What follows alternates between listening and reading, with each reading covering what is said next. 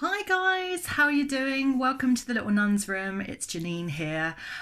Yes, you might wonder what I'm wearing today. I'm wearing a t-shirt that has Hokusai's wave on it, which I got once upon a time at the British Museum in the sale. We have this sale every year at Christmas time, where any of the goods are that are broken from the shops or I don't know, slightly damaged, they get sold off. And this was in the pile. I think that the size was different on the label to what it actually was.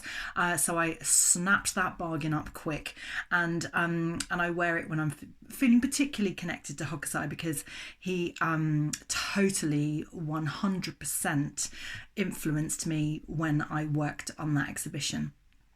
It's just so incredible how there are certain people in lifetimes that influence many people, like millions and billions of people. And Hokusai's wave is something that is actually emoticon nowadays, so that you can actually use it all over the world and your WhatsApp or whatever other social media that you use. And it's lasted a long time. And his legacy has basically made him immortal, which is really what he wanted. And I say 100%, and that's another thing that we say right now, which is kind of cool and funky and trendy. But towards the end of Hokusai's life, he wanted to live to 100. He thought that by the time you got to that age, although your body is obviously aging, your mind and your mastering of whatever art that you have done or do or whatever you do is going to be the top level if you've mastered it all your life. So to be a true ascended master as such, you needed to get to 100. So he wrote 100. He had a print made that he used at the bottom of his last prints, which actually said 100 because he was really working towards that in his head. But with age and his body gave up earlier, but still he lived to a ripe old age. And the thing I love about Hokusai, not only do I love the wave actually came out after 60 years of actually printing. So he wasn't working towards international fame and success, but he was working towards, I think, a language beyond words. And totally for me, when I was doing that exhibition, I think that I felt like I understood that language of no words through his paintings. So he started as a wood block printer apprentice when he was young, so he learned how to carve wood blocks, and then went on to have his own studio after working through that regime. And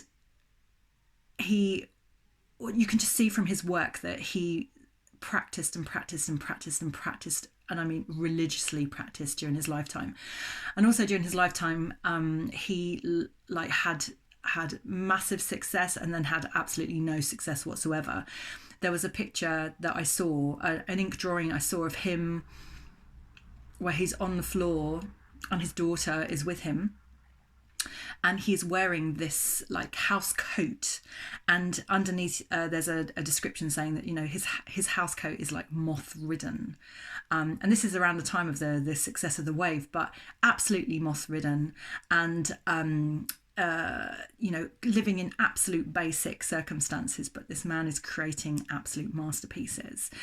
Why did it affect me so much? Well, at the time, I know I talk about this from time to time, but big thing in my life when my mum died, that was the time where the Hokusai exhibition was on, and I think sometimes things come to you at the times when you need it. So as I was walking around the exhibition, you start off with his very early work, some beautiful prints that he did, lots of nature prints that he did, which are stunning. The print of the wave was there, which is actually really tiny, considering how much international global success he has. But it's not about size, it's about detail. And when you look closely at the detail of the print, it's just, a t-shirt cannot do it justice. It's incredible detail. The closer you get to it, the closer you look at it, and you see the fishermen that were really struggling with nature. and then you kind of worked your way around the exhibition and you saw him with books of manga, which actually were like visual dictionaries of things that he drew that then became the standard for other artists to follow. There was a fantastic, one of my favourite things, yes, they were the big masterpieces like the Wave, but also just the hand drawings and the self-portrait that he did of himself. He changed his name so many times throughout life. He had a certain name. So when he was famous for the Wave, he called himself Old Man Crazy to Paint. Just absolutely awesome. He's not even the name Hokusai only comes from a certain period of his lifetime. He had all sorts of other names that he gave himself as an artist. So it's this idea of like not particularly identifying with a name specifically, but a name identifies a particular period of his artistic craftsmanship. Does that make sense? I hope it does. So anyway, my favourite things were the more intimate stuff. So this drawing of him and his daughter, and then which was just is very intimate. Like I said, he's got this like moth-ridden jacket, but also I wish I could show you these things. If I had them physically, I could show you them. You would just be blown away. There is a picture of this. I think it was a tiger, but basically it was like his demon. And every morning what he'd do, he would get up, he would meditate. Every single morning he would get up and meditate and probably have like a cup of green tea or something. And then he would draw. And what he would do is like draw the demons out of him. So anything he had from the night before or the sleep that he'd been in, he got rid of it. And what he would do is he would chuck these drawings out the window. But very cleverly, his housekeeper at the time, or his daughter, told the housekeeper to go and run down and collect the drawings because she knew that every single thing that he did was a masterpiece. And he's like trying to exorcise his demons by chucking them out the window and getting rid of them. And she's every morning, I'm just imagining the housekeeper running down, grabbing these drawings and stuffing them in a drawer. So little did he know that he still had his demons very close to him. So absolutely fantastic. But the piece that I loved the most, I mean, totally loved the most, and the exhibition, it built up and up and up and up, and it was chronological towards the end of his life. So the end of his life drawings, he started to much more drawing this thing called this dragon that was a representation of himself.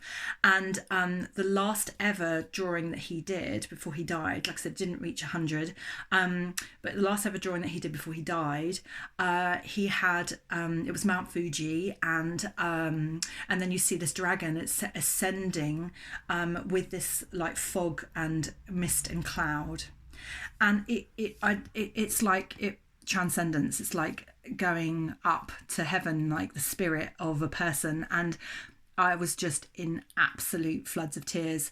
I took my sister around and her husband on this particular exhibition. They come up from time to time, and we were all just totally in awe of this moment where we were looking at this painting and we just completely got it. As I said, Mum just recently passed. And it's so, he just, he talks through his drawings, his prints. He did draw as well, obviously, and he painted too, but his prints were the main thing he was famous for. It's the first time really, truly in an exhibition that I've actually completely felt like I could understand the person. I suppose that I've cultivated that skill over the last 13, 14 years of working in museums, but also maybe before, because I'm quite good at interpreting people or reading people or understanding people quite quickly. But this is like, this is a picture. So how can I get that? But some of these beautiful things that weren't the masters, they gave you this insight. It was so beautifully curated by the curators at the time, that you just got a sense of him. I could even hear him laughing. There's this one where he's just got this grin, and I'm like imagining this cackle, this absolute cackle. He's just having a giggle at everybody. He just like had a laugh and a bit of a joke and just played jokes on people. Just absolutely fantastic. It's almost like he was laughing at life, like he, just able to brush things off his shoulder and then just carry on his incredible work. So I just wanted to share that with you. It's a conversation I had with a friend the other day that really enlivened this again, awoken this again for me. I found my t-shirt. I thought, right, I'm going to stick that on and I'm going to have a chat about Hokusai.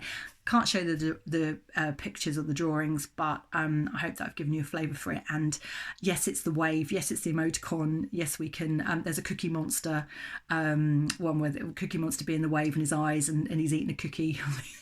You know, that's how it's gone to the Muppets. That's how immortalised Hokusai is. But I hope I've shared my passion for him, for you. And if you ever get a chance to go and see the real thing, please do. It's absolutely awesome. So take care. If you like what you hear, please subscribe and follow my channel. And you know, maybe one day I can be in a position where I'm able to actually show you the absolute real things and then talk about them in the way that I do, which is very person-centric. Generally, it's about the person, not necessarily the work, but the work and the person behind it. Take care. Lots of love.